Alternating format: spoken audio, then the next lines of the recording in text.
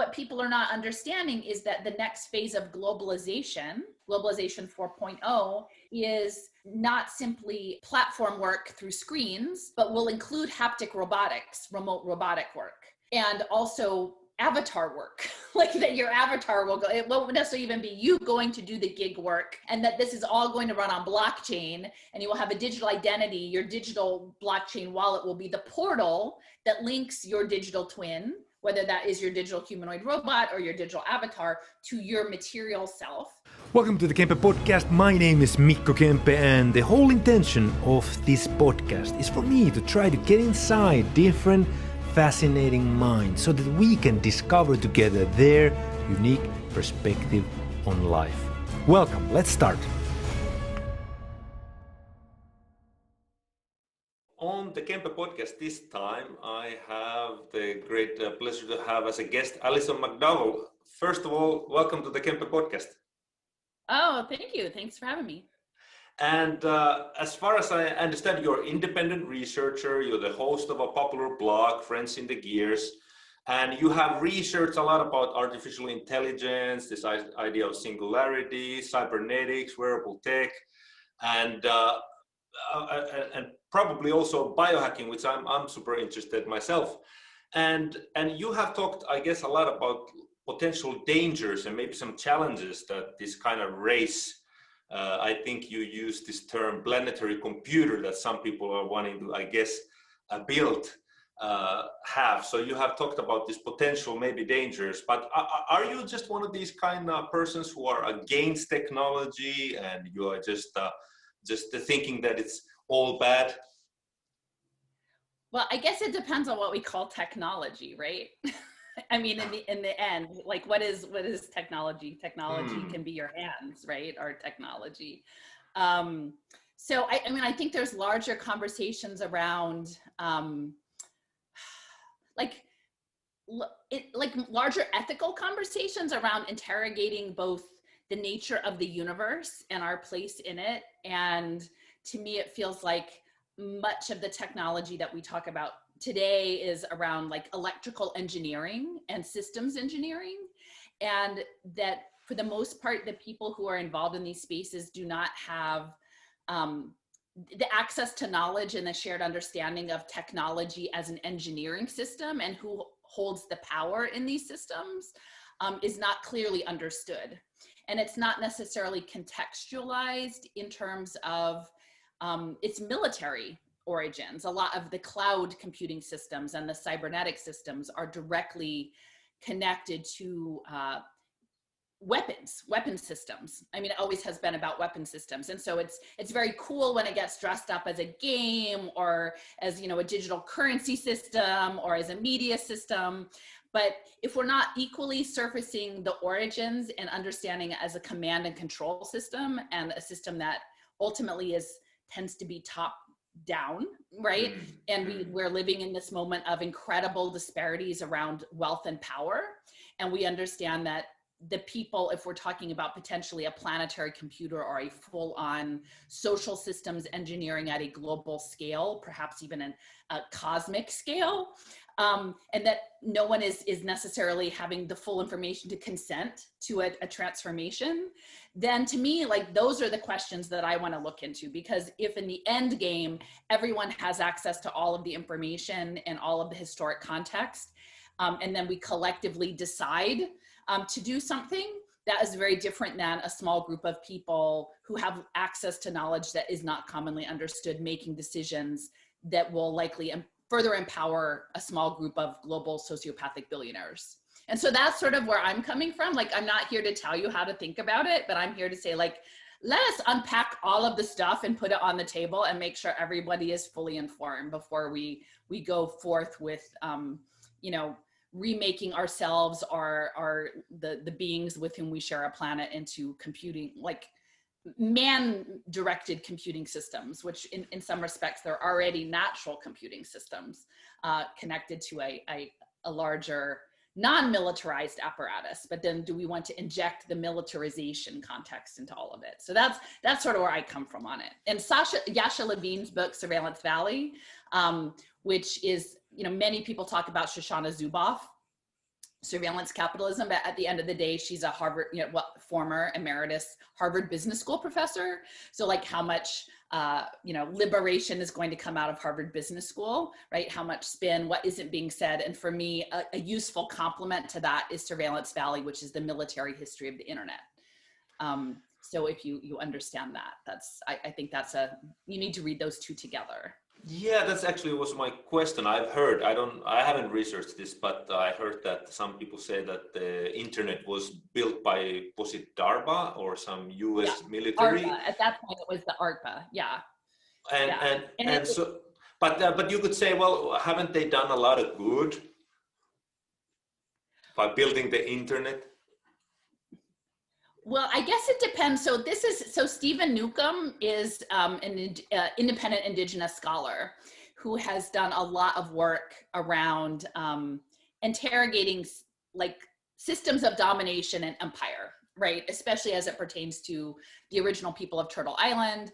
But for me, I feel like what is unfolding now in terms of a rising global biosecurity state that's tied to a systems engineering process that is a direct extension of the imperial domination that came under the papal bulls in this age of exploration and empire, really, of much of the world. And so there's a connection there to that. And so what he speaks of is interrogating the actual words and the Latin documents of these papal bulls, and the idea of domination and dom, like a dome, that I'm in Philadelphia, I'm based in Philadelphia. So, we've just had July 4th and like the Liberty Bell. And in some ways, the Liberty Bell is the dome, right? And so for the original people, when the conquering parties came, they would say, well, if you can accommodate yourself to living as an imperial citizen, then we will give you some rights and privileges, right? But we decide, we've made the dome, we will put you in our dome, and in that dome, you can do some things. You can't do all of the things. You can't do the things outside the dome that you used to do because your cultural practice, that's got to go away. But if you agree to live in the dome, freedom, if you live to live in freedom, then we will allow you to exist. And then if you don't so much like our dome, then we will wipe you off the planet. And that's sort of the pursuant element of this. So if we understand that these technologies as an extension of this domination, if we are willing to live under a cybernetic empire, right? Like if we agree that a future of militarized computing systems in which we become collective biocomputers to run the matrix, which is sort of what they're talking about with this Internet of Bio-Nano things, then we can do some things in this empire. We could live as an avatar. We can have things in video games. We can own lots of shit, in online communities. We can do cool things, but it's things that that Google or someone has just allowed us to have these freedoms in their dome. But we're in Google's box, we're in the military's box, we're in the box. And a lot of people, it's kind of like the movie, The Truman Show, that it wasn't until they got to the edge and started poking that they're like, oh, this horizon stops. There's a stopping point. And so like my framing is that vulnerable communities, oppressed communities, they're a lot closer to the edge of the dome, and they're more likely to understand that the dome exists, right? That our democracy exists within these limitations. It's about a mental construct of what is allowed. The people of privilege who are living in the middle of the dome and they can't really see any of the edges, they may have no clue that the dome is even there. And so my sense is right now in the technological space, for the most part, people are very brilliant. Like there are many beautiful and brilliant minds who love the math, who love the physics, who love the ideas, but are not their success and reinforcement mechanism is not built into what are the ethical implications, what are the social implications, what are implications for faith and sacred practice and beings beyond humans as they spin out their equations and ideas and concepts of like nanoelectronics. They have a certain mind that is built for a certain purpose that they're very good at, but if we've moved into a society that is very narrow, and so people are not looking wide. And what I do is look wide and go, okay, if we do remake the world as a planetary computer and we know legacy of domination and how that went for original people, then maybe we should slow down before we we do all these things before we code everything in graphene, you know, maybe we should wait. So anyway, that's sort of my perspective. Yeah, that brings us back a few different questions. Before I go to the questions, I just want to clarify. I guess you're not meaning that you are a flat Earth believer by talking about the dome and the Truman Show, right? This is just a joke. No, but it's a structure. It's a conceptual structure, right? That if you agree to live under the conditions of empire, then you will be treated in a certain way. And if you say, I reject the empire, I have a different way of being that is separate from the empire, then at that point you become an existential threat and must be eliminated. And I think that's increasingly where we're moving to.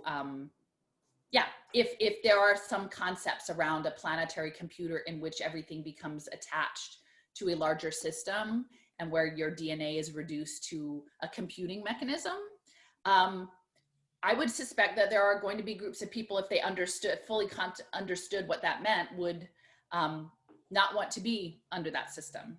And so for right now, the conversation is limited so that we don't have those conversations.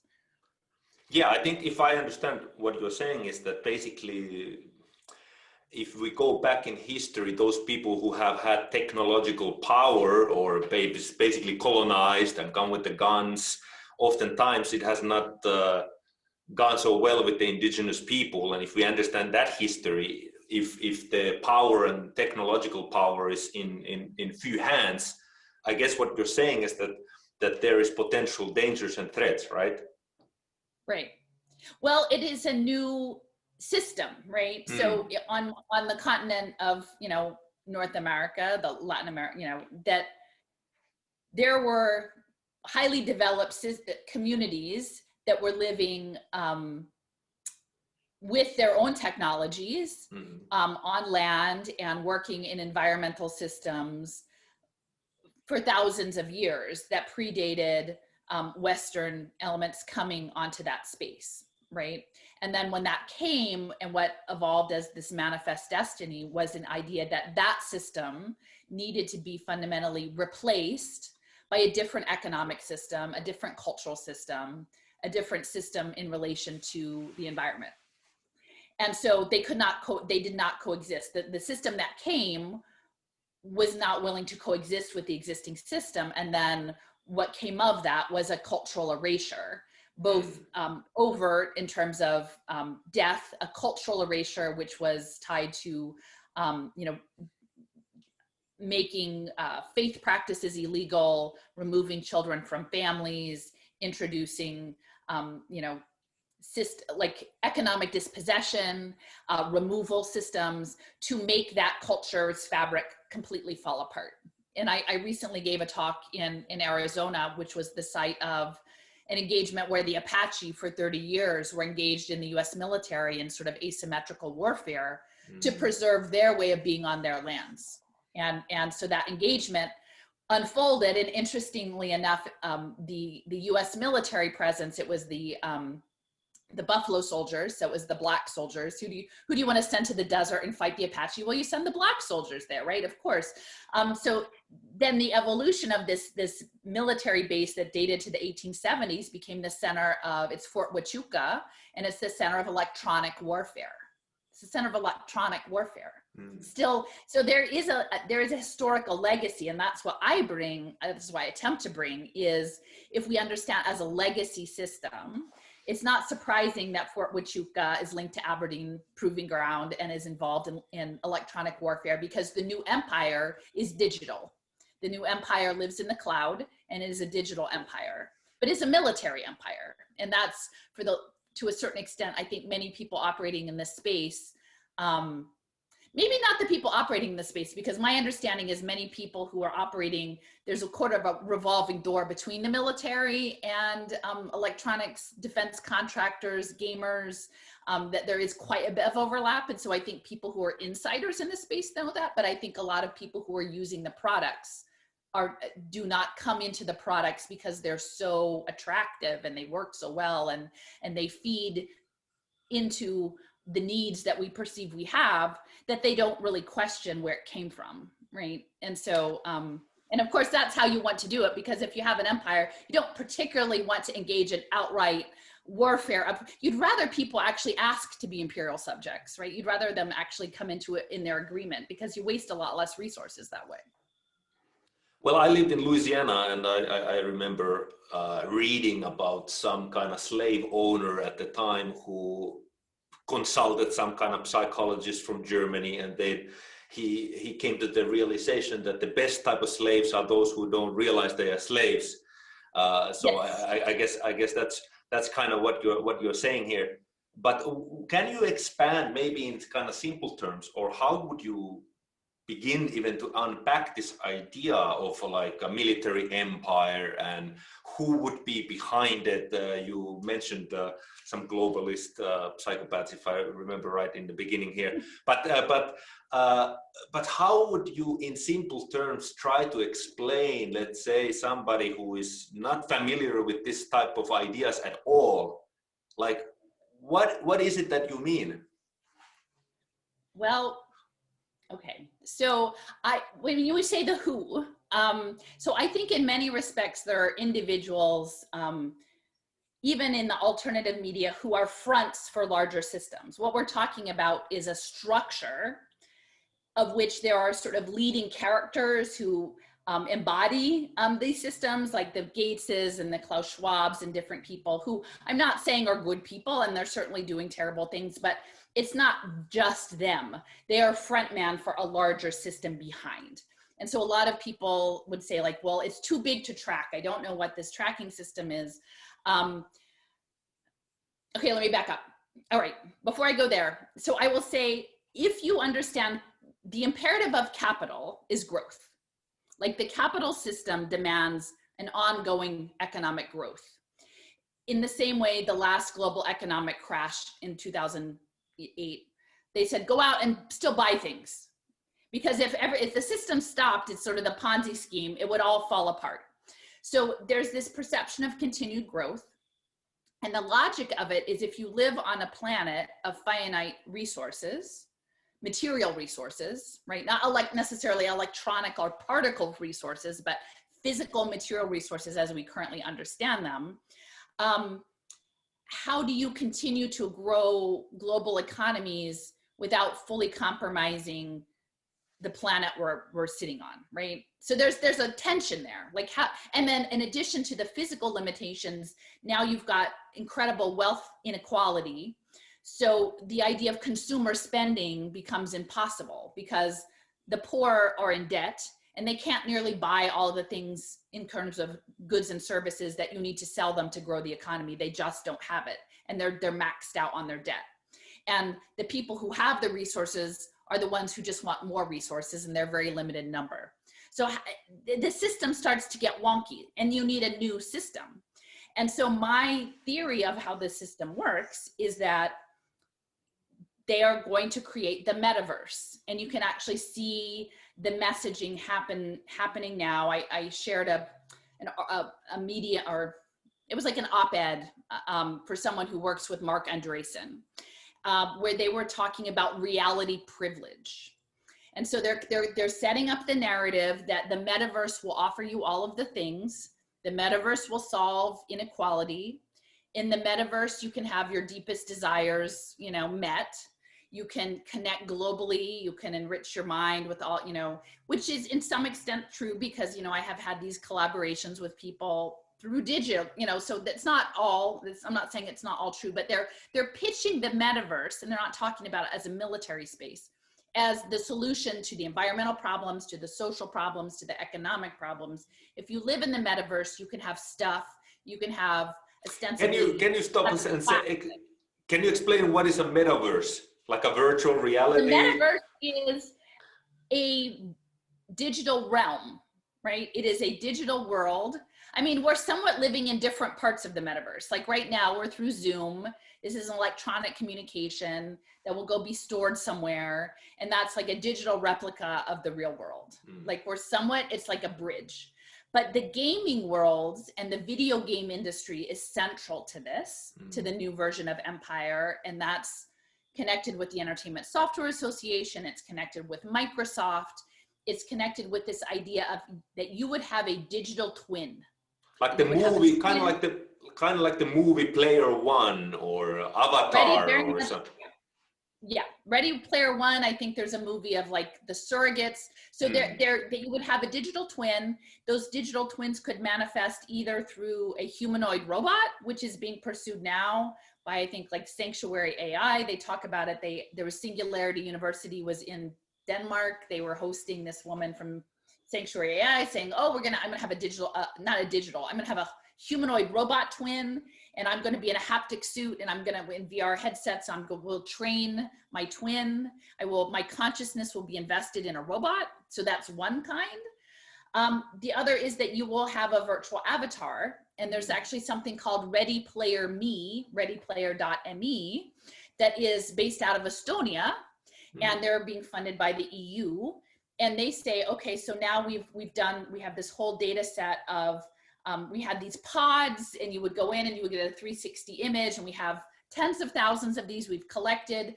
And now from all the machine learning that we've done on these data sets, you, even though you don't have to go in a pod, can take a selfie, and we will recreate you as an avatar.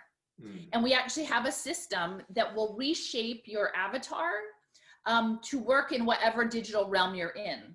Which, I'm not a gamer, but my understanding is that the aesthetic differs depending on what gaming environment you're in. You know, you're blockier, you're more realistic, you're less realistic. That once you have the parameters, they will reshape you to fit in that digital world, right? Whether that world is Minecraft or that's World of Warcraft or Fortnite or these, they've got your data points, and they can say, okay, like Allison, you want to go in this place? Okay, we'll put your avatar here. And they specifically talk about avatars that you will connect with emotionally and love.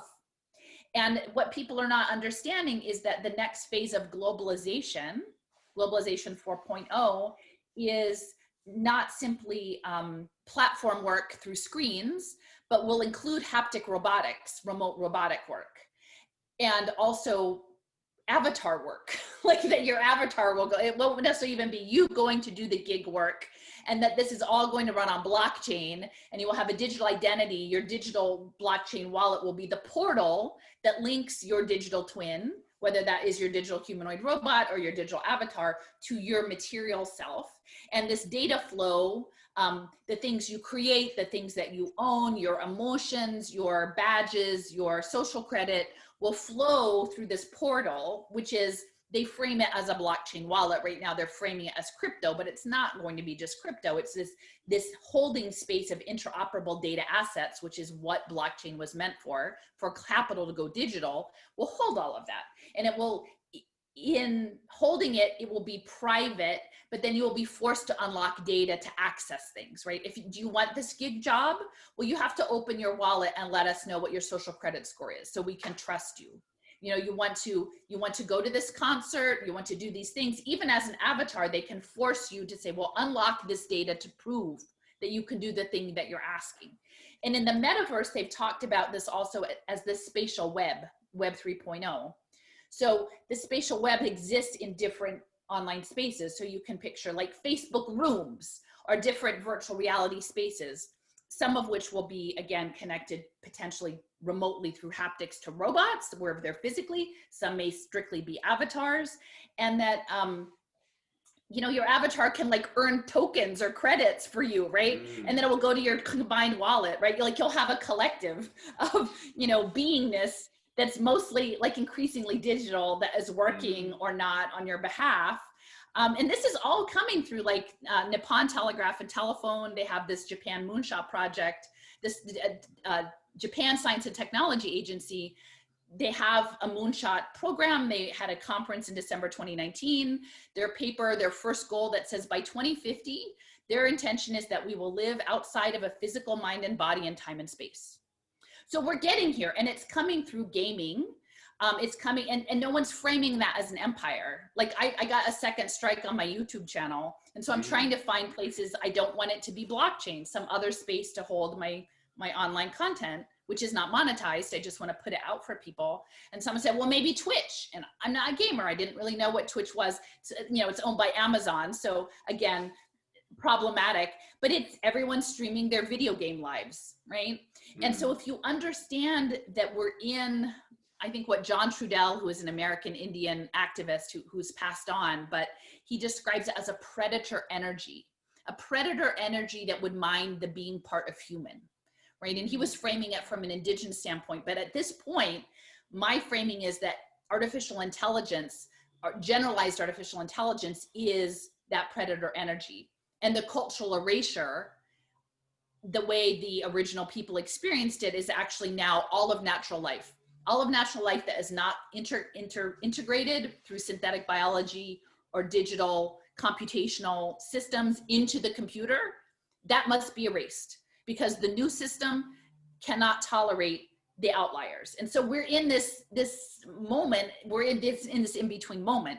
So they will sell the digital empire as a game. They will sell it as remote work, how convenient it is to be able to do remote work from anywhere. Not saying that there is no labor protection, that these online spaces like Roblox have child predators, that this is a militarized system in which AI and programmers can use feedback loops to trigger dopamine or not, and that the amount of behavioral data analytics that is collected on you in online spaces is tremendous and beyond what anybody can fully appreciate, beyond your facial recognition, even, you know, your pulse rate, like by blinking light off of the back of your eyeball. Like they get all of this information. And so it's like a vampiric system that is feeding your self, your material self, projected through robots and avatars into the AI for machine learning. And it's and to create your replacement. We're training our replacements, I think, is essentially, but it's fun and it feels cool and whatever. So people are like, like I figure that's down the road, that replacement program. Like maybe I'll be dead by then, but. Wow, well, there's so many questions that comes to my mind from. I mean, it's a lot, yeah. Yeah, that's a lot. I mean, first of all, I mean, I just kind of, for everybody to maybe get a like some kind of image. I to what came to my mind with like haptic robots. I think I saw some kind of video where person was virtually kind of like stocking some shelf with some bottles, and they were in a different place, but they were basically controlling a robot that was doing the kind of physical labor work for them. That's the kind of image that came to my mind, just so people can kind of like hang on to some image. But then comes to. I mean, also in Japan, they've framed it because they're very careful about how the narrative goes, right? And all of this is dual use, so they don't present the counterpoint, but they'll say, "Oh, well, look, there are people who have physical limitations, who are bedridden with ALS, or you know, and look, now they can live through a robot." But what it was that this person in a hospital bed, or this person who is physically limited to a very limited physical existence, was working in a cafe. So if you understand welfare reform and welfare to work, are they giving this person, the people who have these limitations, the rights to live a full life? Or are they plugging them into a predatory gig economy? Right? Is the idea that you're renting your space in the hospital bed by your robot remote working in a cafe in Tokyo. And, what is dignity there, right? Is it they would like for you to believe that is, something that addresses, justice, right? But if it's, well, you haven't worked your, 10 hours at the cafe today, and paid off your debt to the hospital, it's a very different thing than saying, like, here, let's make sure everybody's needs are met. And by the way, then you can find fulfillment in work of your choice. Oh my God, that would go into another continue, not a road. I will go there. I will go there just a little bit. Anyway, I mean, what comes to my mind is, in this kind of world of biohacking and transhumanism, this idea that I thought, like, you already have this kind of bionic arm that can be stronger than your kind of normal physical arm. Or there was this, I think it was a German or some long jumper who was in the Paralympics, but jumped longer than anybody in the normal Olympics because he had this kind of bionic leg. And that already like a long time ago, started raising some questions that, wait a second, will humans at some point, in order to have a competitive advantage, start to replace their human parts with some kind of technology, just in order to kind of stay ahead of some kind of progress? But we don't have to go there. What I wanted to ask you, because there are some people who would argue maybe that well, we as humans, we always throughout history, we've developed technology. I mean, you wear eyeglasses, that was a part of technology, and it's just a natural evolvement of us humans developing things to get better and better. And so it's kind of innate in a way that some people would call this just that we are technologically determined to create a better version of ourselves, and it's just nature in that sense. And then there are some people, maybe like comes to mind like a Terence McKenna, who would probably say that nobody has any control, nobody knows what's going on, it's all just a random thing, so just go with it. Why try to figure it out? And then you are saying that there is some kind of predatorial, kind of evil, I would say, energy. And if that's the case, it would come to mind, of course, to ask, like, where does that kind of predatorial evil energy come from, or intention? And what do you think of those two other options or theories? Well, on the one side, on the technology, so I would say what we're living through right now in the past year is the culmination of at least 60 plus years of like electronic communications, cybernetic systems theory planning that is now interfacing with environmental restructuring at a foundational level, including our atmosphere and all of the things that we encounter. Like if you look up the Internet of Bio-Nano Things, Ian Akilda is at Georgia Tech, like, and this Moonshot project, they are literally looking to remake what life is through electrical systems. Okay, and this has been happening in changes to the atmosphere. This is happening in terms of frequency, infrastructure that is being put in, optical lighting systems that are being put in. If you actually spend some time digging into what's happening in the nanotechnology and the biotechnology spaces and what is happening, I know this past week there's been a lot more awareness around graphene and the discovery ostensibly of this two-dimensional material to create the nanoelectronics that was, I think, 2004-ish. And these changes, the general population is not in any way aware of the scientific advances that are happening, and that they are happening not with a collective understanding of the potential peril of what that means, because we are electrical beings, we are water-based beings. I'm in, Philadelphia, the University of Pennsylvania is central to a lot of this program, and they're talking about nanotechnology in the water cycle, right? Nanotechnology in the soil. Well, DuPont is working in bio-nanotech in the microbiome in your gut. Now, would we want DuPont, knowing their past history of environmental contamination, their past history in, 18th century weapons manufacturing, in their bad corporate behavior ongoing, to then incorporate their technologies into us in this very intimate way and into our environmental system? Is anyone talking about nanotechnology in the water cycle, or what it means knowing that there's a 1996 US Air Force report talking about information dominance and electrical dominance and dominance of space in the atmosphere as the future of warfare in 1996, and saying, well, how does that all fit into what we're doing now in bio-nanotech and the biosecurity state, right? So when people are like, well, it's just a natural evolution. And I would say, well, I can't try to counterpose this about humans dominating nature. That is the scientist view, which is, I believe, more of a Western view, that man is above all other things. And someone whose work I really respect and gives me a lot of inspiration and makes me feel better about this stuff. Her name is Robin Wall Kimmerer, and she's a professor of forestry at the SUNY State University of New York Forestry School, and her specialty is moss.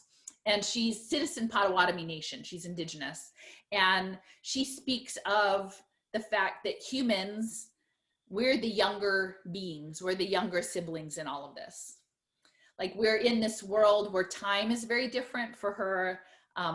The moss, like moss can take, decades to evolve, this tiny bit of moss. And these forests of moss at the microscopic scale, these like little lions and water beingness, like at that scale, we don't live at the moss scale. We live at the people scale, and most of us are oblivious to the moss scale, right? We're not thinking about the boulders. There are things that we are supposed to learn from the other beings, and for the last several hundreds of years, a certain worldview has conditioned us, the domination principle, that we know all of the things, right? And then we have this hubris, and then we have systems of meritocracy that reward compliant behavior to all of the things. Okay, these are the things we believe. We are going to teach you to believe them too. And then we will reinforce and credit you for believing them and restating them and then quoting all of the people behind. So you end up at this progression where your knowledge may be deep, but it's really rather narrow because it essentially excludes many other knowledges that are deemed invalid, right? Like indigenous ways of being. And so for me, what Dr. Kimmerer speaks of is also reciprocity. We have to learn from the other beings, and we are part of webs of relationships. So if you imagine as a counterpoint to the internet, they've talked about the wood wide web, the electrochemical signals of tree roots and fungi, and that there are electrical systems that are out there that are not ours. Like, we did not make these things, and yet they exist. And could you consider them a technology? Are they a sacred, to me, that is a sacred other electric system, right? And so, and a lot of what we try to create is a mere lesser mirror of the things that are already in this natural creation. So, people win by telling the story the way they want to tell it and putting the parameters and saying, see, we've always just been technology and that's just the way it is. But I would say, no, I don't know. I think there are other ways you could tell this story. And so I guess that what I would be about the technology and the randomness. I have tried to unlearn over this past year. I was good in school. It's ironic. Now I look back and I'm like, oh my gosh, like I was programming. It literally is programming. And I've had to unlearn a lot of that. And you have to try to detach your identity from the reward systems, because a lot of this cybernetic systems engineering is behaviorist. It's reinforcement, it's feedback loops now run by AI. So I've had to back out of a lot of this stuff and be like, okay, well, how much do I have to unlearn to open up to learning other things and trusting not having the plan, right? I always what's the plan? I wasn't when I was in school, they didn't have rubrics, but it wasn't I wasn't a grade grubber really, but you always want to know, okay, what's a success look like? What am I aiming for? How do I get that? There's something on the horizon, and that's how we're conditioned in the West to do it. Okay, there are these steps, and what's the plan? What's the timing? The past year and a half, it's out the window. Because guess what? We're not in control of all the things. I can't control DARPA. I can't control Goldman Sachs. I can't control SoftBank or, the Cardano people. There are many things I have no control over. So, but I can control myself, and I can try to engage in the world in ways that if I have stillness and if I listen, maybe it will communicate with me. And maybe I need to listen to other ways that are not outside myself about this.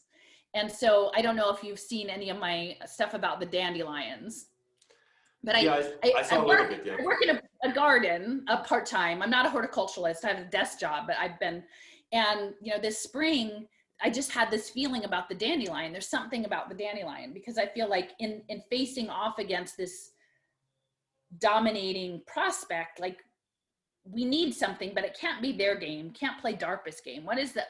how do we go about this? They would like us to come at them aggressively. It's the art of war, destabilize someone by provoking them and destabilizing them. So what is the opposite? And this dandelion thing just came to me. And then now it's diffuse, it's sun, moon, and stars. It's deeply rooted. It has the minerals. It's a liver cleansing. It's got all of these properties to it. And so I said, well, this is it, because how do you have a conversation about these bigger things without being bogged down in a very prescriptive narrative that the mainstream or alternative media want to limit you to? Because once you step into that, everyone's already decided, I'm on this side of the issue, I'm on that side of the issue. You have to step out of that issue entirely. So I'm like, well, if we talk about dandelions, I had a friend in upstate New York who did a lovely design for me that I'm printing on fabric and sharing out. I want to do patches, but we had like 4 slogans: Dandelion Manifest, the revolution will not be tokenized, don't geofence me in, and nature not nano. And none of those things were part of the normal narrative. But if you put it out in the world, people would be like, well, what is geofencing?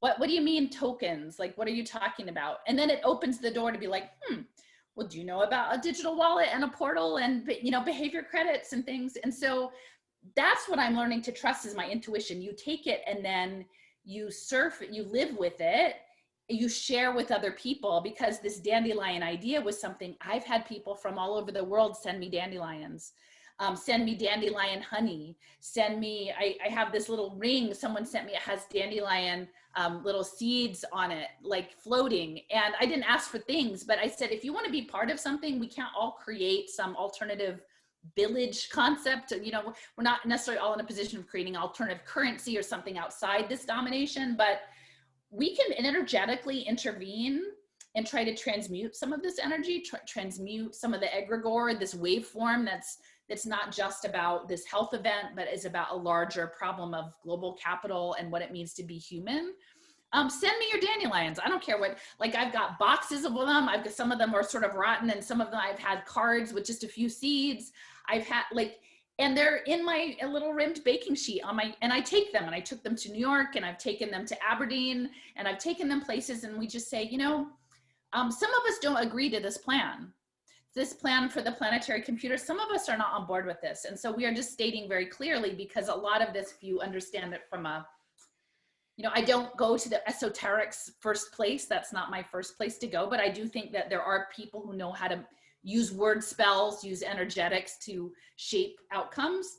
And if what they have to do is tell you, and then they have to assume agreement on your part, maybe they presume you agree unless you say you don't agree, then I go places and say, some of us are not with this. Some of us say no. And who knows what the outcome is on that? I don't know. I can't presume. I'm not trying to tell everybody to do that. But for me, that made sense. And that was an intuitive. That was me listening to the world around me, and then energetically connecting through means of communication, an alternate means of communication through dandelions with people around the world. And it's felt kind of cool, actually. So I don't know. I'm trying to play around, to be more playful and listen to the natural world. I think that's where, and in that way, I do think there are unexpected things, but we have choice. Like, there are choices to be made. And sometimes people sort of tune everything out and feel like they don't have choices, but we ultimately have responsibility, not for all of the things, but when things are presented to us, how do we respond? And so that's what I'm trying to learn, knowing that we're imperfect. We're not going to all do it right all the time, but to respond from a place of integrity, not just for protecting myself or my family or my community or just people, but knowing that the decisions made around militarized electronics and frequency systems actually are going to affect the moss's reproductive cycle in the water system. They're going to affect, I spent the July 4th, because I'm so not about July 4th anymore. Like, I went to a creek in a park, and it was dark with my I went down with a candle and a blanket, and just to put my feet in the water, because I feel like it was out of time, right? I was stepping into time, really. And it's in the city, but it's a very tucked away, dark park forest. And I was just looking for guidance. I'm like, this doesn't feel right. Fireworks don't feel right. This, you know, and I don't know what I'm doing by myself here. I'm not leading any movement. I'm just me trying to figure shit out. And I sat in the water, you know, I sat next to the water. I put my feet in the water and I looked, and the lightning bugs came. And, you know, often these days people don't make time for the lightning bugs. They don't, and that was a communication of the universe with me, was this lightning bugs, the synergy, and reflecting on these boulders, these ancient boulders and the lightning bugs, that their life is just 1 or 2 years. And then so much of what we're living through now is about fear of death and life. And well, what is my life compared to a Nice boulder? My life is tiny. What is my life compared to a lightning bug? Well, it's pretty big. It's all relational, right? And so what do you do with the time that you have? What energy do you put out?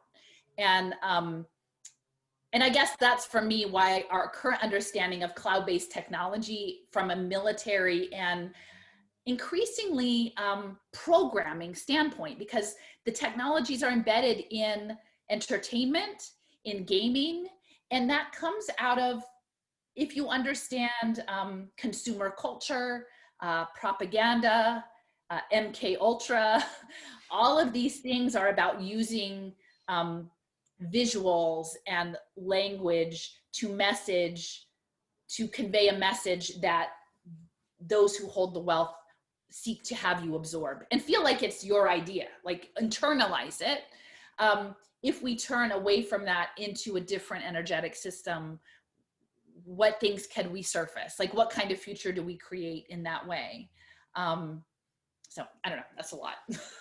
Yeah, well, that's a very thorough, deep, and good answer with a lot of layers, and we could definitely go to that direction. And I think that's kind of, you are already saying, in a way, a part of sort of an answer what you think, in a way, what you are at least doing, and maybe inspire others to do, which is to wonder more about the nature. I mean, another thing came to my mind, which is this idea that we're literally kind of blocking the stars with, I suppose, with Elon Musk's like satellite systems at some part. And it's like interesting, this idea of, do we want that? Do we want, what is it that people want, and the people who listen to this, what is it that, you know, if you listen to or watching this, what kind of world do you want? And then I think it's a very deep question. I think we all should definitely consider, and then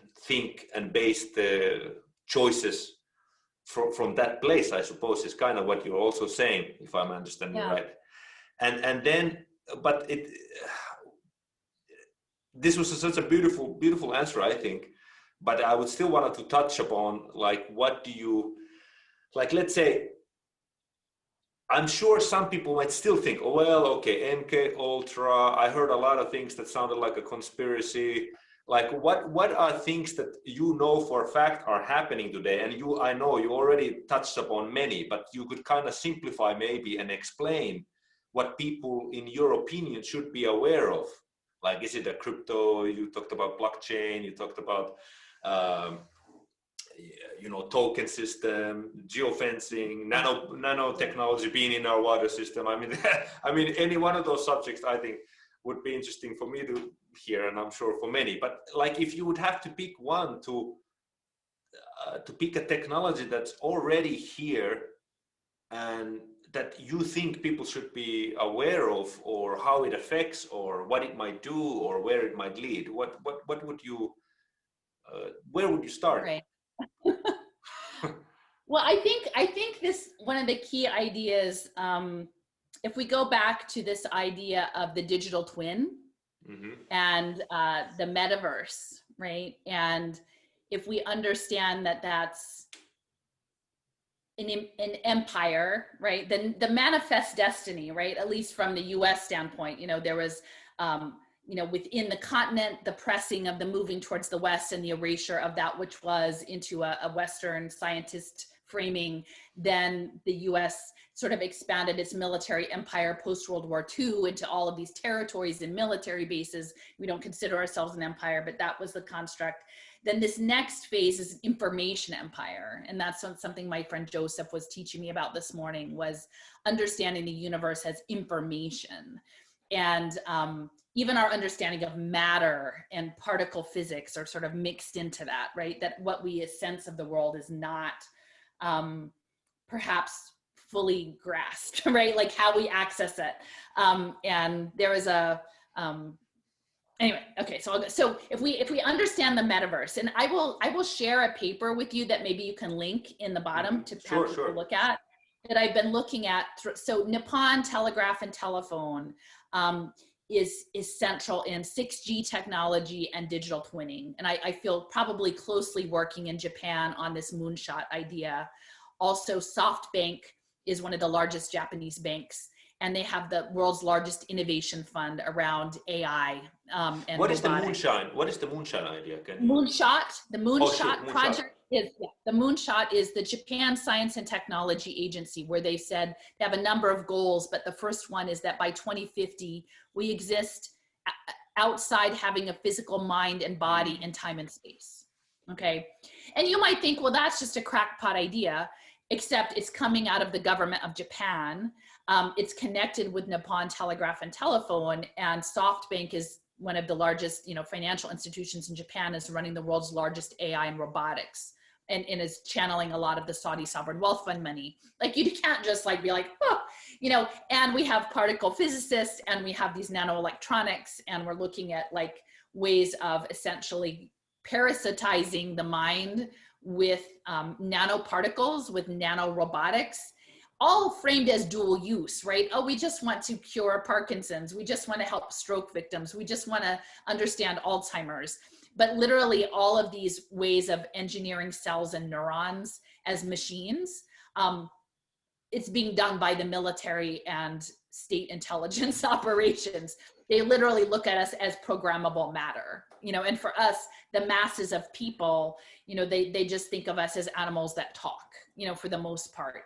This is a predatory system masquerading, and people need to believe the myth, right? The people working on the small DNA segment that's going to cure cancer, that this is all for good, and not that it's about turning us into potential biocomputing batteries, piezoelectric energy harvest batteries. They don't want to know that part. But so the myth progresses. So if you understand the metaverse, you understand that through all of the digital information that is learning us, both from our physical presence, our facial recognition, our gait analytics, our BMI, the biosensors in us, they're learning our physical body from the outside in and the inside out. They're also aiming to learn our mental function, our emotional life through neural interfaces. And it's not just Musk's, Neuralink, because I think in many respects, that's a distraction from the use of nanotechnology. Because most people think oh, well, I'm not going to go get that surgery, so it's not going to affect me. No, what we're talking about is at the nanoscale and the weaponization of the environment. And Alana Freeland is coming out with a book now on transhumanism and the use of the weaponization of the environment in that. But we will imbue the environment with particles that then you consume and become integrated into the planetary computer. And so we learn you, we mirror you in a digital universe. And this is happening through, the narrative is around personalized medicine, that you will create a digital twin of yourself using an electronic health record, and that we will be able to prototype your chemotherapy treatments, or we will be able to do various medical interventions on your digital twin first to make sure it's not going to hurt you. That's the setup, right? So we need your digital twin so we can give you good medicine, right? And again, this is within the allopathic Rockefeller medicine construct, right? But this is how we're going to build your digital twin. We're gonna, this is being set up by the EU and many other places. Dassault Industries is working on digital twinnings as well with Microsoft and Moderna. We're gonna digitally twin you. We're gonna put you in the metaverse. We're gonna model you. We're not gonna model just you, but we're gonna actually model entire societies. We're going to model smart cities. The sensor networks of the smart cities are connected to this. And this is all in an NTT white paper that I can share with you. And then there is a second paper where they're theorizing. So if you imagine you've got like that you in the metaverse, in a mixed reality, which is how they talk about it, that is mixing augmented reality and digital reality, that somewhere in the metaverse is me sitting in this chair talking to you, but a digital version, right? So I'm steering the digital version. I move my hands, they move their hands, okay? The next trick is when the digital twin, it's a bidirectional, okay? So the digital twin moves you, okay? So I will say, this is what they're positing. They say, we are interested in coming up with a growth model for the material person based on the action of the digital twin. Okay, so of course they will frame it as wonderful, right? Like you go to sleep, your digital twin learns Italian, you wake up, you know Italian, right? Like that's how they will, you know, it's always how which use cases they choose. But I will say increasingly, like I have been reached out to by people who are being targeted by neurotech weapons. And I would say if you look into the work of James Giordano, who is a professor of bioethics at Georgetown University, and he has quite a number of talks online at West Point, to the military, about the use of neuroweapons. And you can look up his name on my Twitter feed. I've pulled small clips I mean, he talks very specifically about neurotech weapons, manipulating minds through frequencies, and that it's all dual use. He's always talking about dual use, right?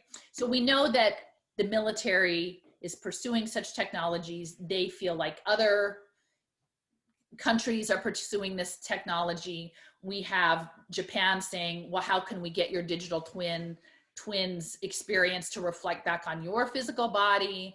And then we have a group of targeted individuals who are saying, wow, I'm being targeted by electromagnetic weapons. I am experiencing sensor-based technologies, potentially nanotech technologies linked to drones or satellite systems that no one will believe me. This is the third rail no one can talk about, right? Even though Giordano has pretty much said these weapons are something we are pursuing and they're all dual use. To think that there would not be any non-consensual human experimentation, you know, these are the things I'm trying to surface, because through optogenetics and now the graphene, they're talking about being able to use cellular technologies and photonics and light and frequency to trigger computing programming systems in cells. Again, always framed as on the positive, but MIT, I believe it was MIT, you can look up, in recent years, they've talked about implanting false memories in mice. It was something about having them step in a cage that was electrified, and they could implant a signal. A lot of the signal implantation is through fear and trauma. And this was with optogenetics, coding of proteins with bioluminescence that were triggered by LED lighting, which at this point is like they have like a filament that goes into the brain in a headgear, like a printable headgear that they put on the mouse that used to be wired and now it's wireless, but that they can stimulate with light the cells to have this reaction and then put the mouse in another area and trigger it. And even though the thing isn't electrified on the bottom, they experience it as though it were. Okay, so this programming with mammals, right, is already happening. They've talked about being able to electronically or I think it's actually also with LED, to socialize mice wirelessly. So to use the programming to have a group of mice and then target 2 mice for interaction, to attract themselves to one another electronically, and then to withdraw that stimulation, exterior stimulation, and break that connection. Okay, so these are research that is being pursued, and I'm going to be giving a talk on this in Utica on the weekend. But literally these science, like when we say, oh, all of this technology is just logical and it's all just like wearing eyeglasses, I'm like, no, this is a domination system if what we're saying is that we can potentially weaponize your environment with LED lighting, with cellular engineering that you may not be aware of through your environment. And then from remotely be the puppet master of individuals' lives or social systems. That's a huge problem. And when the bioethicists are essentially talking to West Point and saying, yeah, this is the future is the battle space of the future is the mind, the battle space of the future is information, the battle space of the future is something I would say 99% of the population is not even aware of. Like, how many people on a daily basis do you think walk outside their house and think, oh, I'm imbued in an electromagnetic system? Most people don't. They just would never even occur to them. And that's what, like, when Stephen Newcomb he has a book, Pagans in the Promised Land, and he speaks of when the original people were there, if you picture them and there's this ship sailing in, and he said, there was no way those people could understand what the mind was of the people on the ship. Their worlds were so different. They had no common knowledge. There was no means of communication because the worldview that was coming was so unlike anything that currently existed in that physical space. And then over time, it became apparent what was happening. And then as the means of communication and understanding became clearer, and then people had a sense of, okay, this is not good, right? What is planned out here it has significant ramifications. And to me, it feels like we're at the same point. We are standing on the beach and the nanoelectronics boat is coming in, and very few people have any understanding of what it is. And those who are maybe would be the ones to be able to interpret are through social conditioning and potentially threats, not in a position of telling anyone. And so it's those of us who and that's what I would say graphene is central to this, the graphene equation. And I know there are scientists who did the electron microscopy recently who are exposing the uses of graphene in different medical systems and in different, masks and other things like that. That science is being done, but it's at great risk because the system is set up to, I think, occult, to hide knowledges and limit them to access to certain tiers of society. And then generally other people do not have that access because they don't want us to know what is coming. So because we might question it, right? We might question, oh, wait a minute. What is the place of optogenetics as you install in your smart cities all of these frequency systems and LED systems? How does this interface with what we know, the biotech companies? And this is simply a capitalist paradigm. I've given talks in Salt Lake City and Arizona. Salt Lake City had over 1,000 biotech companies. Arizona had 2,500. And I said, listen, guys, you're investing in these companies because you feel like this is the new economy, right? Is essentially using the living systems to create profit centers, right? And I said, where are 1,000 companies in Utah, life sciences companies in Utah, going to be profitable? The only two options are that the plan is that many, many more people will be chronically ill to use these products, or that you will create revenue streams that have healthy people using these products through augmentation, right? And so either your growth imperative is either that there's going to be more and more sick people, or that you are going to find a way to make people who otherwise would not need your product use your product. And I believe that is the biosecurity state and the biometric tracking systems. Are you upgraded on your product, right?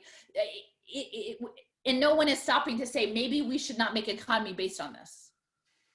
Because if we go forward 20 years, that will essentially mean that we become subdued to the system. And who is at the top of the system? Who is actually running the biotech computing system? Yeah, good question.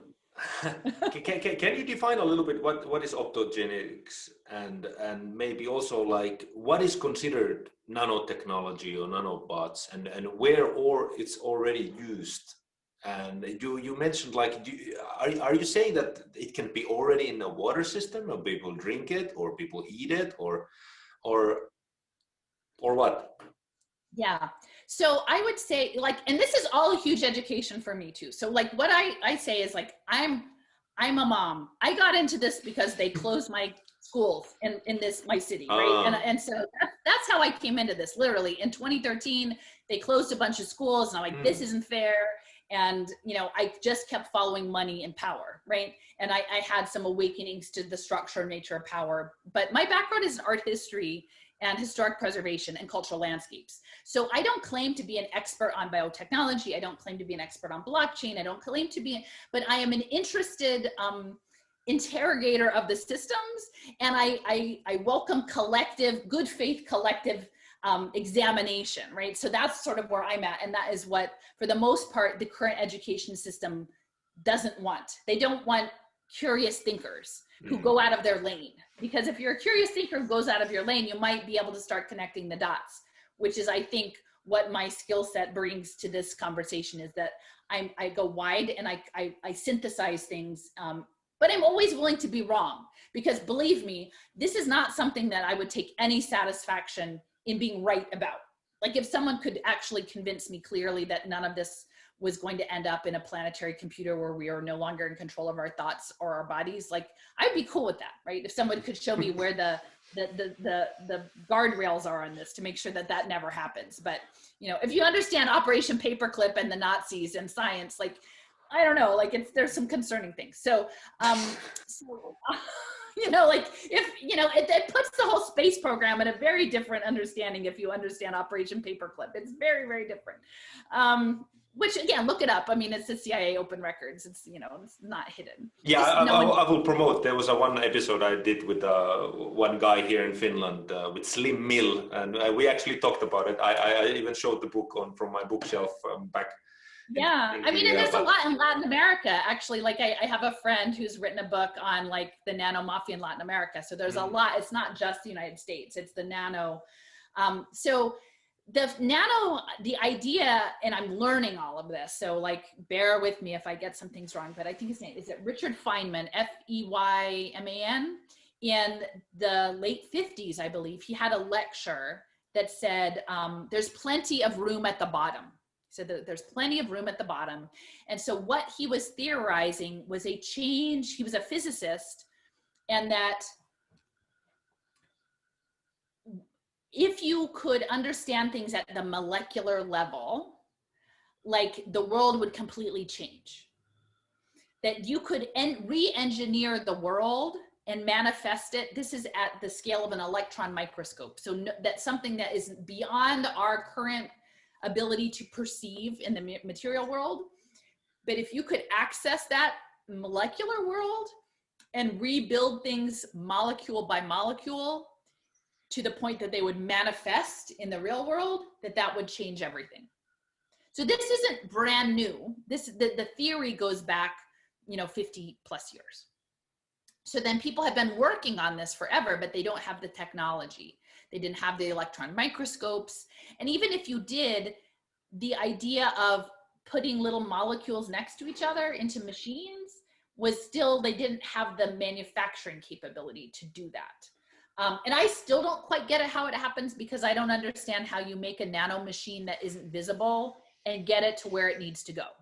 Like, and this is often framed as precision medicine or other things, but like, you put it in a jar, you can't put it in a box and ship it through UPS. Like, what exactly does that look like? Surely they know, but like, I've never seen it exactly. So, but this is the way they talk about is nanofabrication. And there's an interesting book called The Diamond Age by Neil Stephenson, who's a science fiction writer. And he wrote it in 1995. And it's a bit dry and a bit thick. It took me a couple times to really get into it, but I'm telling you, in 1995, he knew all the things. Like, he was talking nanobots, he was talking about tablet-based information systems, he was talking about 3D dots and motion capture and globalist paradigms and frequency systems and, you know, matter compilers and all of these things in 1995.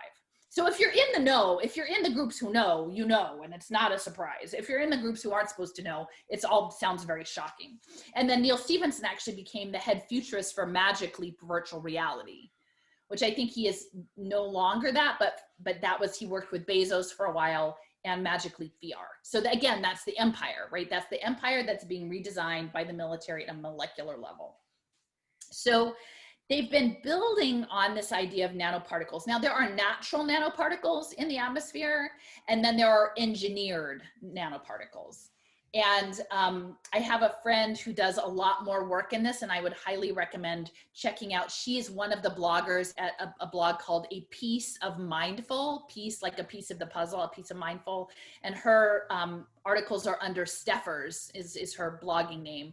And she actually has a really important piece called, I think it's Memoir of an Engineered Nanoparticle, an ENP. And so she talks about the role of engineered nanoparticles in nanomachines and crossing the blood-brain barrier and getting into the mind. Because really what the predator, in my mind, the predator energy wants is to understand who is the programmer. Who is the programmer of the universe? And this is a conversation I was having with my friend Joseph at the moment, that these information communication systems are top down, and that communication has to have a transmitter and a receiver and a commonly understood language. And the people at the tippy top, if you understand even DNA as is a communication system, who decided what the symbols meant?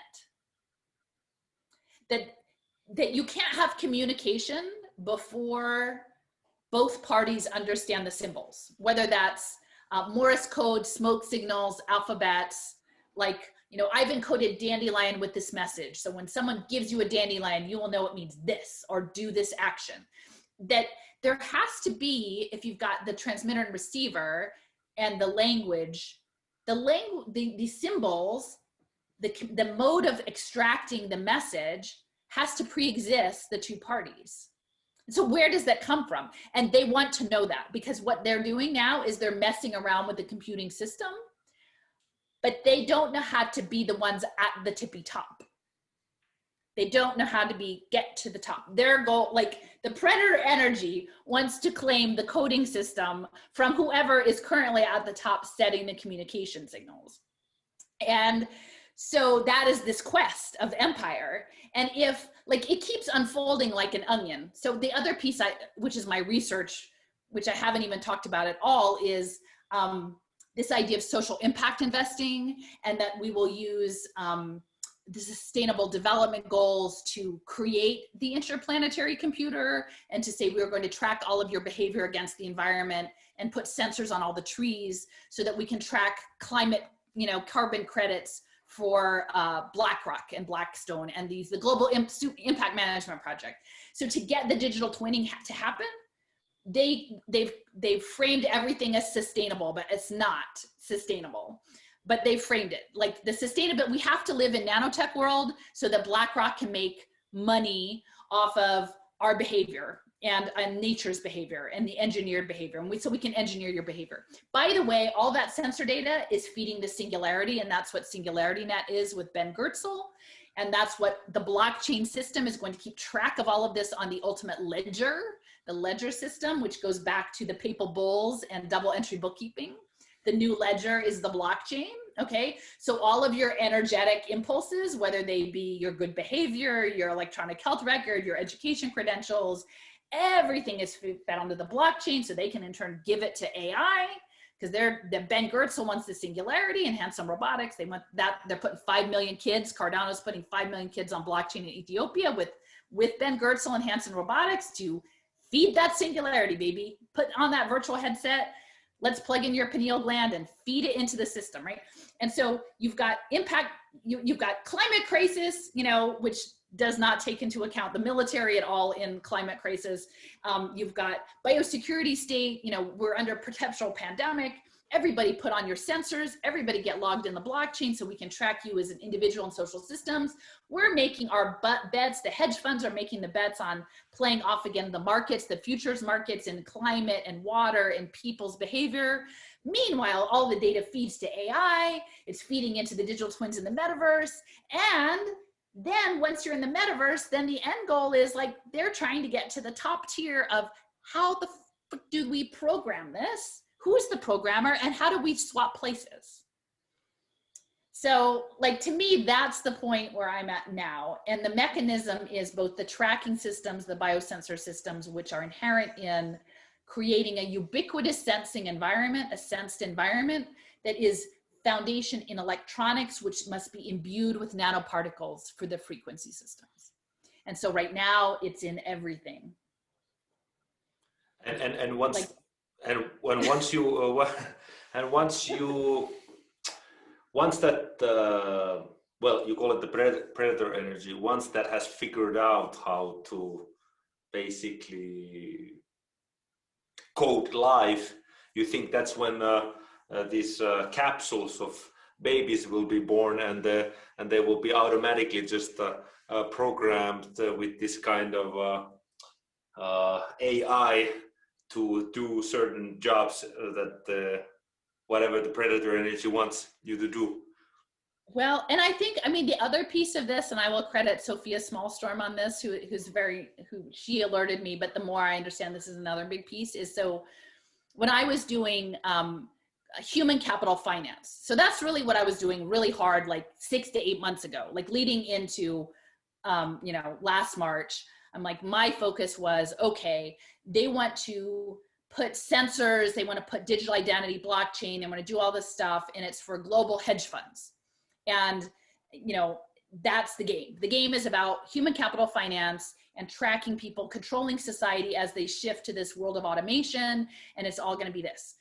And then increasingly, so goal 4 is education. Goal 3 is sustainable development goal. 3 is health. So that's your digital twin. 4 is education, because they both want the predator energy. What you know, because you're training your replacement, remember, like through the sensors, you're training your replacement. And then increasingly in education, the emphasis is on social emotional learning and the whole child. So they want to start creating badges and rubrics for emotion and proper behavior, because again, you're training a replacement, you're humanizing AI. So they're using the children for the data extraction to train the AI. And I think in some respects, children and even babies, they're working on babies now with this Lena listening device to listen to how families talk to their children, and putting sensors called LENA in their onesies. So like electrifying the children, because AI needs to start at baby steps, right? Like if you tried to plug the AI into my brain at this point, it'd probably like, you know, like it doesn't, it's too much, right? I'm too all over the place. But if you give it to a baby, and then you give it to a toddler, and then you give it to a young kid, like it learns, it's learning with it. So like babies and old people, they're kind of pulling that data.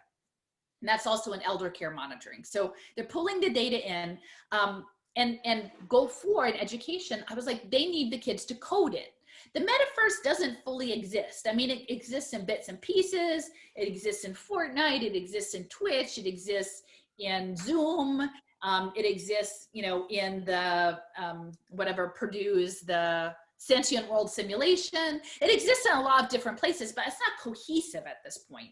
And to me, like that's the portals of the spatial web. And I think Adobe is a big piece of this, like porting and access and file compression. Like the metaverse exists in innumerable files, right? And who has access to what files, right? And that's your wallet, that's your digital wallet, right? Can you port to that version of place in the metaverse? You know, and I will say the porting, if you understand that, almost as space travel, right? You're traveling across time and space when you port in the metaverse. Joe Licklider from MIT, who was like one of the fathers of the ARPANET and was in acoustics and behavioral psychology and the computing. In 1963, he wrote a letter that predated the creation of the ARPANET, but to members of the Intergalactic Network.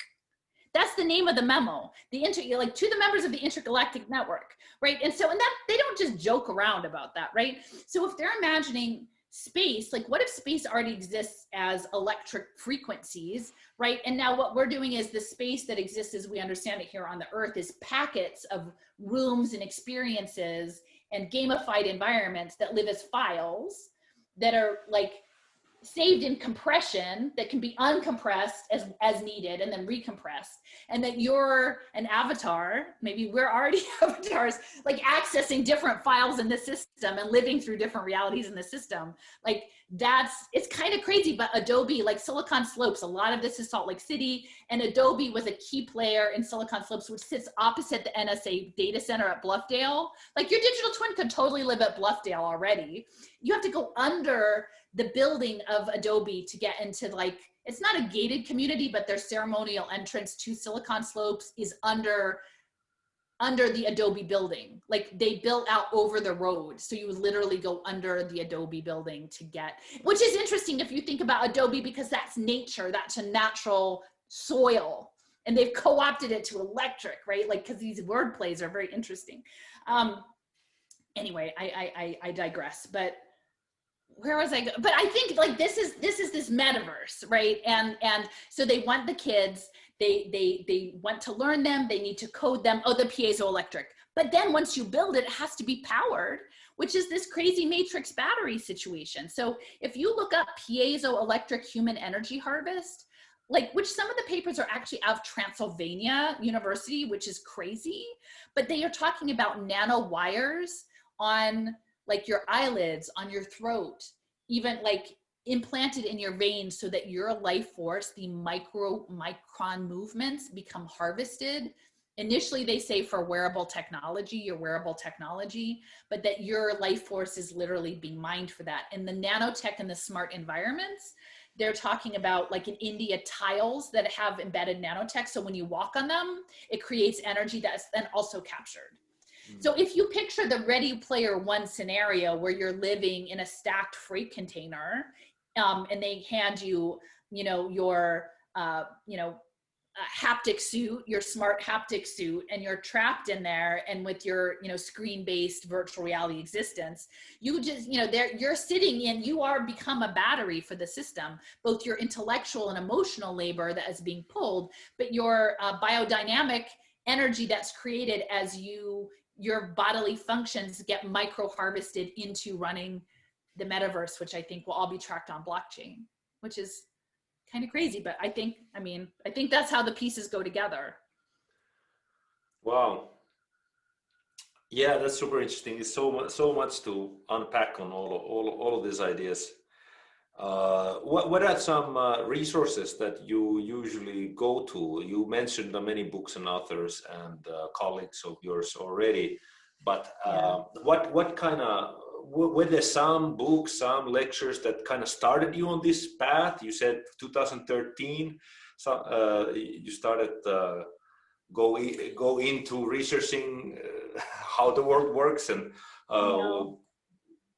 but do you have some maybe reading that you recommend mostly to people who want to understand? I don't know. Is like, I think if you get a book deal and you are known, it's because you're supposed to, you know what I mean? Like if you go on tour, if you're Shoshana Zuboff and you're going around selling surveillance capitalism and everyone's like, yeah, tell me more. Like you're there because you are not a threat to the system. It is what it is, right? Like she's hanging out with Kevin Werbach at Wharton. And yeah, for me, most of my work is reading their white papers and just reading what they say their plan is and believing them. Because I think for the most part, if you are someone who's in academia, your credentialing is reinforcing the knowledge base of other academics, which are in turn, there's little incentive to go to tip the apple cart, right? Because you are credentialed within the kingdom. The academic kingdom grants you your rights to go to conferences and wine and cheese hours and various things, and so you're going to do what you need to do. And if someone says, oh, look over here, like I've corresponded with people who have written fancy books about this, who will make an initial inquiry and then just stop. So I think there's a certain degree that people who have a position can't go there. Now, again, I'm doing this because I'm a mom. I wandered into this. I think I've been put in places to see these pieces. I'm in a city that's embedded in this, that is embedded in Wharton Business School with ENIAC, the first computer, with the impact investing scheme, with the Center for Behavioral Health Economics. I can see these things, and I know ethically my job is to say this isn't okay. I say this is not okay, and I say we need to have a damn big conversation around it before this happens, because knowing what I know of history, this is going to be a dominating system that will reinforce very bad things for the world, to the point of potentially eliminating natural life. And so whatever it is, I don't make money on my channels. I'm not castigating people who do, but it's a different model. I'm supposed to do this thing, and I'm finding other people who are also on the same wavelength, so to speak, who are also doing the same thing. And so I would just say, look at my material and see if it makes sense to you. Follow my links, look up, like we're in Google, right? All the terms that I use, you go look them up and see what you think about them, right? You go look up piezoelectric human energy harvest out of Transylvania and see what you think about it, right? Like, and then you make up your own idea. And then once you have your idea, then we can have more robust conversations about it, right? But so I look at LinkedIn profiles. I look at their white papers. I look at the grants. I map the money, because they don't hide what they're doing. They just presume no one who would oppose it would pay any attention, or if they did encounter, that they would matter. And to me, I think if you understand this engagement as a sacred engagement that is happening potentially at a waveform level or a particle level, it's not a numbers game. It's not a game of millions of people. It is in the program, the top-down program, whether that, maybe is that program God, when those who are given the task, when they are presented with the choice, do they make the right choice, right? Like it's a binary, like there's a choice, and what choice do you make, right? And to me, that is, what is coming is grounded in faith, like, and not a one world religion faith, but the faith of all of the people who on their lands and in their cultural practice, outside of corrupted institutions, have a faith with a higher consciousness, being God, how that represents, to do the right thing. And I think that's the test. I think that there are tests being made. And I don't mean to say that I'm like, have some giant ego that I can't explain it otherwise, because if you're like, Allison, by the way, you have to, like, when I was doing this work, I'm like, okay, so this is about the CIA, this is about Mossad, this is about the Vatican, this is about SoftBank, this is about Alibaba, like how Saudi Sovereign Wealth Fund, how many bigger things can I go up against to interrogate the system? That's a lot. When they closed their Boston Consulting Group, closed these schools in Philadelphia, I did not know that that's where it's going to go, but that's where it went.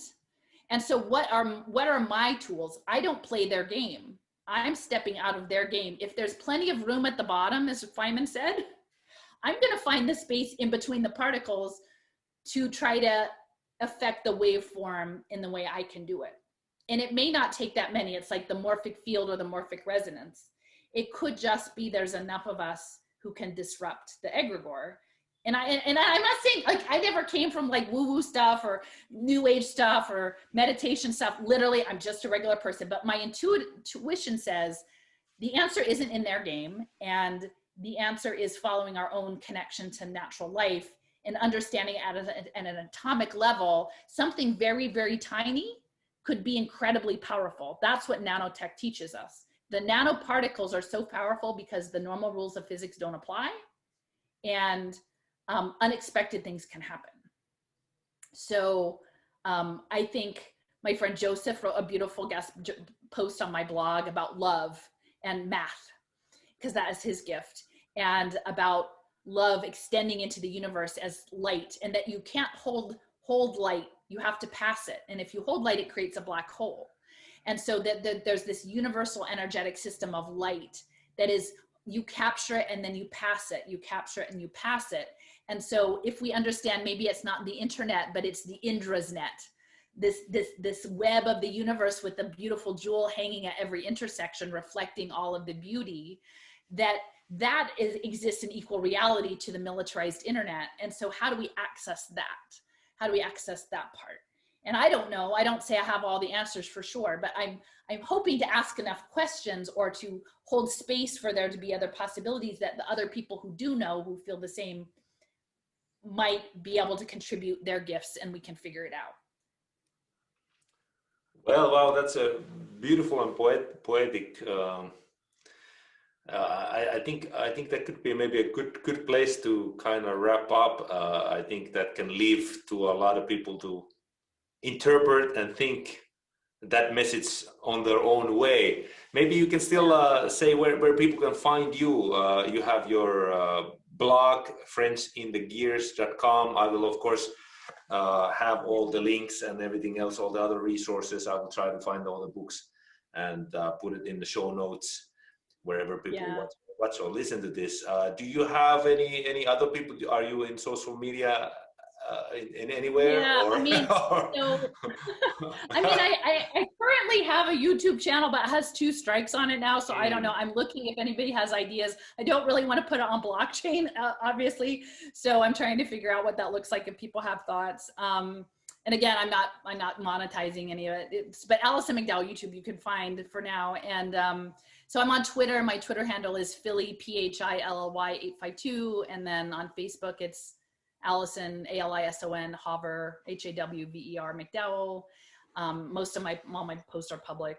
And yeah, we're just trying to, like, walking this road as overwhelming as this past year has been so amazing to, like, understand, learning, and revisiting new ways about it's dynamic. And the people, like, I think a lot of, if you get caught in the darkness and the fear, it's overwhelming. And so I think what I can do is look at it in a more objective way and play with it, like play with the puzzle pieces, try, does this fit? And not to be so overwhelmed, and to know that, like, life is on our side, love is on the side, like, we just have to step up. And so there is this beautiful community that's out there. And I do think that people who are technologists, like I said, my friend Joseph has so many gifts, who's taught all of us about electrical communications. I'm not here to disparage people whose gifts those are. I agree, and much of the world now is built around those enterprises. So if we understand this is like the sacred versus a profane, a military versus a nature, help me understand it better, because they're very well, I'm still totally learning many, many things. And I don't say that I have all of the knowledge or all the answers. Yeah, there is actually I wanted to also ask you, did you know why YouTube struck you? Did you, because YouTube struck me, I think 1 or 2 times already. Also, it was because of this current world thing, and one of my guests, or according to YouTube, was giving medical misinformation. So that's usually the thing. I mean, so what the thing I will say is, like, YouTube is owned by Google Alphabet, right? Mm-hmm. And so there's something that would be worth putting on as a link. It's called the selfish ledger, I think, the selfish ledger. And it was like a thought experiment put out by Google, like a future of essentially encapsulating someone's life on blockchain for this uploaded consciousness. And I actually mapped out all of the concepts in this. So if you understand that, like Google Alphabet, like when you say the predator energy, I don't think you can hang it on any, you have to understand it as a system. And if you try to pin it on any one just small group of people, you're missing the point. The point is, like, we are, like, living through this collective centuries of trauma and healing that has to happen, but not in a woke, like, blockchain censor social credit behavior way, but like literally an integral processing of collective trauma in the world. And so, like, Google is looking to harness this stuff through injections, nanoparticles, electrofrequency, to know you, to know, like, and I have a whole paper about blockchain brains by this person, Melanie Swan, to really get your consciousness to feed it into the system. And so, like, clearly, if you start to question the mechanisms by which they are implementing this larger electronic warfare program, then you get a strike. So this was a panel discussion, actually, who had someone who speaks more directly about it than myself. Like you can see even in this whole conversation, like I can talk around it and everybody knows what I'm talking about. Most of the stuff I talk about, probably soon, this will all be off limits too. You're not allowed to talk about metaverse digital twinning, but so far so good. Like we can still talk about it. And so it was up on a colleague's channel, and I waited because they didn't have any strikes and it was fine. And then I posted it on mine and then they pulled it down. It was a panel about India and what was happening with the farmers' protests in India. So yeah. But they don't want questions. I think that's the thing. And yeah. I did have one kind of bonus question that came to mind. What do you think of, because I know I have some, at least quite a few who was following cryptocurrencies and crypto world. So what, is Bitcoin good or bad? So I would say, given the context of all of our conversation, that the digital twin metaverse runs on your blockchain wallet, right? That's, they want you to imagine it as a wallet, but it's the portal to the metaverse. And so I think the powers that be would like to, they shape the narrative to the way that is convenient to them. And so right now, if they can speak not about the spatial web and electronic health records and digital brains and cell therapies and things that would also be attached to distributed ledger systems, and just make it about money at a time when people are really fearful, because fear is a powerful weapon, and offer that and to get buy-in to the system, clearly that's a good strategy for them. And it seems to be largely working. I'm one of the few people that's like, but wait a minute, it's not actually crypto. This is about something much, much bigger. And I would say, like, pay attention, because if the people who are offering this are not equally spending as much time talking about the ethics of the spatial web and the metaverse and nanoelectronics and, these other, biotech, electronic health record elements, if they're not surfacing that piece of it too, then I would question what is the motivation. If what they want to say is like, we're going to compartmentalize it, we're only going to talk about a financial element over here, we're not going to talk about like the way deeper aspects of what it means to engage with token economics with machines, which is what Melanie Swan has talked about like in great detail. Then to me, I think that indicates not a robust level of engagement with the larger questions that I'm interested in. So I usually just block people and move on, because I'm not here to fight with you. Everybody wants me to debate about it. And I'm like, I don't really want to debate about because you're not going to change my position, the understanding as the portal to the metaverse, and that it is a portal to a militarized space that not enough people actually understand what's going on with it.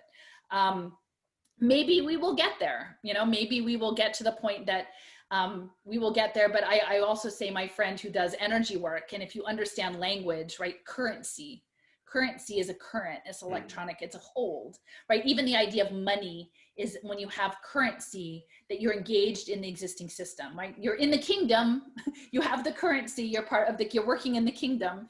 And so you have your freedom of your currency within the kingdom's constraints. I think even more powerfully with digital currency, whether that's on blockchain or some other space, then you actually add a literal current to it.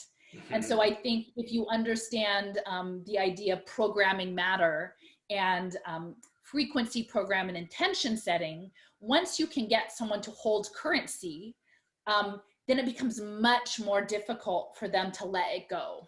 And I say this knowing that there are many good people that I care about who are in this space, who are holding that. And I'm not here to say that you're bad people, but what I'm saying is that this is a system of predator energy who knows exactly what it's doing. And, I think that there are energetic holds that come along with digital currency that make it harder to have the full conversation. Okay, I'll leave it at that. I think what I'm hearing is that you are more for the Dandelion money system. Is the what I'm hearing. revolution will not be tokenized. We're not turning it into.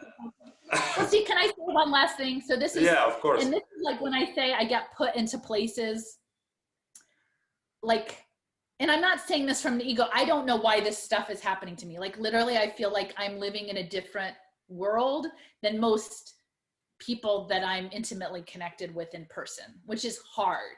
It's hard to have walked out of the cave, you know, as Tom Cowan has a lovely piece about walking out of Plato's cave. And then when you come back in, they say, your brain doesn't work anymore. You don't fit in here anymore. So I wandered out of the cave, like not like I was following the LinkedIn's, and then I'm out of the cave. And then I can't quite figure this out. But so one of the last summer I had the gift of spending time on Lakota land in South Dakota. And the things I got out of it were not necessarily the things I expected to get out of it, but a lot of it was time on this particular landscape, which has, you know, in the Moreau Valley. And I was able to attend a ceremony there, which was very small because of the nature of the borders being closed, and was a guest, and you know, a guest largely unknown, right? And the generosity that was shown to me from a space of in sacred ceremony, and there was a giveaway, and in the Lakota, I think part of their cultural identity is the star people, right? So there is already a cosmic relationality there that surpasses anything that is part of these, you know, satellite constellations, these scientist reconstructions of the cosmos. And so that this gift like went on for hours, you know, into the night in this bend of this river valley. And the children were playing in the trees, and it was just beautiful. The generosity, right, of people who on a bookkeeping system would be perceived of by outsiders as being, you know, not having the material resources that we imagine are how we create standards in the West. But they gave and they gave many star quilts, right? They're the stars.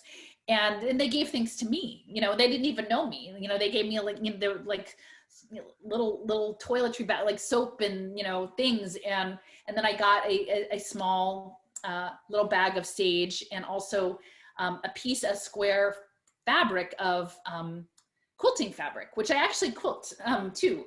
And so I think that's also modern, like putting all these pieces together. And it was the cosmos. It literally, I had a fat square piece of black fabric with galaxies on it.